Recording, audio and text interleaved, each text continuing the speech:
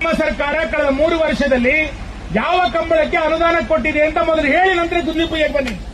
ಎಷ್ಟು ಅನುದಾನ ಕೊಟ್ಟಿದ್ದೀರಿ ಕಂಬಳಕ್ಕೆ ನೀವು? 3 ವರ್ಷದಲ್ಲಿ ಕಂಬಳಕ್ಕೆ ತಿರುಗಿ ನೋಡ್ಲಿಲ್ಲ. ಈಗ ಗುರುಮೇಶ್ ಸುರೇಶ್ ಶೆಟ್ಟರ್ ಕಂಬಳ ಮಾಡ್ತೀವಿ ಅಂತ ಹೊರಟಾಗ ನಾನು ಅದಕ್ಕೆ ಮತ್ತೊಂದು ಗುದ್ಲಿ ಪೂಜೆಯನ್ನು ಮಾಡ್ತೀನಿ ಅಂತ ಅನ್ನುವಂಥದ್ದು ಯಾವ ರಾಜಕಾರಣ ಇದು? ನಾನು ಮಾನ್ಯ ಜಿಲ್ಲಾ ಉಸ್ತುವಾರಿ ಸಚಿವರಿಗೆ, ಜಿಲ್ಲಾಡಳಿತಕ್ಕೆ ಕೇಳ್ತೇನೆ, ಶಾಸಕರು ಬಹಳ ಮುಂಚಿತವಾಗಿ ದಿನ ನಿಗದಿ ಮಾಡಿ, ಏಕಾಏಕಿ ದಿನ ನಿಗದಿ ಮಾಡಿದ್ದಲ್ಲ, ನಿಮ್ಮ ಹತ್ರ ಹೇಳಿ, ನಿಮ್ಮ ಹತ್ರ ಕೇಳಿ, ಪೂರ್ವಭಾವಿ ಸಭೆಗಳನ್ನು ಎಲ್ಲ ಕಡೆಗಳಲ್ಲಿ ಮಾಡಿ ದಿನಾಂಕ ಫಿಕ್ಸ್ ಮಾಡಿದ ನಂತರ ನೀ ಖುಷಿ ಬಂದಂಗೆ ಮತ್ತೊಂದು ದಿನಾಂಕವನ್ನು ಮಾಡ್ತೀರಿ ಅಂತಂದ್ರೆ ಉಡುಪಿನಲ್ಲಿ ಹೇಳೋರು ಕೇಳೋರು ಇಲ್ವಾ? ಈ ಜಿಲ್ಲಾಡಳಿತಕ್ಕೆ ಯಾರು ಹೇಳೋರು ಇಲ್ಲ, ಕೇಳೋರು ಇಲ್ಲ ಅಂತ ಅನ್ಕೊಂಡಿದ್ದಾರೆ ಜಿಲ್ಲಾಡಳಿತ. ಇವತ್ತು 108 ಸಮಸ್ಯೆಗಳು ಇಡೀ ಜಿಲ್ಲೆನಲ್ಲಿ ಕಾಡ್ತಾ ಇದೆ. ನಾನು ಆ ಸಮಸ್ಯೆಗಳ ಬಗ್ಗೆ ರಾಜಕಾರಣ ಮಾಡೋದಿಲ್ಲ.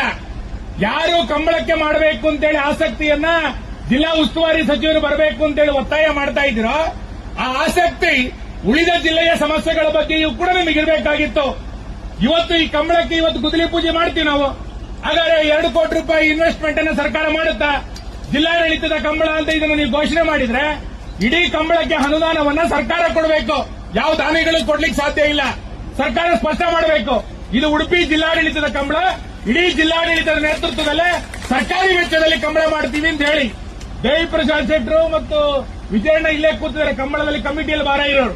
ಮಾನ್ಯ ನಂದಳಿಕೆ ಶ್ರೀಕಾಂತ್ ಭಟ್ರು ಇದ್ದಾರೆ. 2 ಜಿಲ್ಲೆನಲ್ಲಿ ಯಾವ ಕಂಬಳ ಸರ್ಕಾರಿ ಅನುದಾನದಲ್ಲಿ ನಡೆದಿದೆ ಅಂತ ಹೇಳಿ ನೋಡೋಣ. ಸರ್ಕಾರ ಕೊಡೋದು 2 ಲಕ್ಷ, 3 ಲಕ್ಷ, 5 ಲಕ್ಷ. ನಮ್ಮ ಸರ್ಕಾರವೂ ಕೂಡ ಕೊಟ್ಟಿದೆ 5 ಲಕ್ಷ. ಆದ್ರೆ ಕಂಬಳಕ್ಕೆ ಎಷ್ಟು ಖರ್ಚಾಗುತ್ತೆ ಅಂತ ನಮಗೆ ಗೊತ್ತಿದೆ, ಕಂಬಳ ನಡೆಸೋರಿಗೆ. ಈಗ ಈ ಕಂಬಳದ ಕಡೆಯನ್ನು ಮಾಡಬೇಕಾದ್ರೆ ಎಷ್ಟು ಕಷ್ಟ ಇದೆ ಅಂತ ಗೊತ್ತಿದೆ. ನಾನು ಮಾನ್ಯ ಜಿಲ್ಲಾಧಿಕಾರಿಗಳಿಗೆ, ಜಿಲ್ಲಾಡಳಿತಕ್ಕೆ ವಿನಂತಿ ಮಾಡ್ತೇನೆ, 4ನೇ ತಾರೀಕು ನೀವು ಗುದ್ಲಿ ಪೂಜೆ ಮಾಡಿ. ಅದಕ್ಕೆ ಅಧಿಕೃತನೋ ಅನಧಿಕೃತನೋ ಆಮೇಲೆ ಚರ್ಚೆ ಮಾಡೋಣ. ಆ ಗುದ್ಲಿ ಪೂಜೆ ಮಾಡೋದಕ್ಕಿಂತ ಮುಂಚೆ ನಿಮಗೆ ಸಿದ್ದರಾಮಯ್ಯನವರ ಭಾಷೆನಲ್ಲಿ ಹೇಳಬೇಕು ಅಂತಾದ್ರೆ ಮಾನ ಮರ್ಯಾದೆ ಇದ್ರೆ ಎಷ್ಟು ಅನುದಾನ ಕೊಡ್ತೀವಿ ಅಂತ ಹೇಳಿ ಮತ್ತು ಗುದ್ಲಿ ಪೂಜೆ ಮಾಡಬೇಕು. ಅದು ಬಿಟ್ಟು ಸುಮ್ಮನೆ ಬಂದು ಫೋಟೋ ಸೆಷನ್ಗೋಸ್ಕರ ಗುದ್ಲಿ ಪೂಜೆ ಮಾಡಿದ್ರೆ ಅದಕ್ಕೆ ಸಾರ್ಥಕತೆ, ಪುರುಷಾರ್ಥ ಬರಲಿಕ್ಕೆ ಸಾಧ್ಯ ಇಲ್ಲ.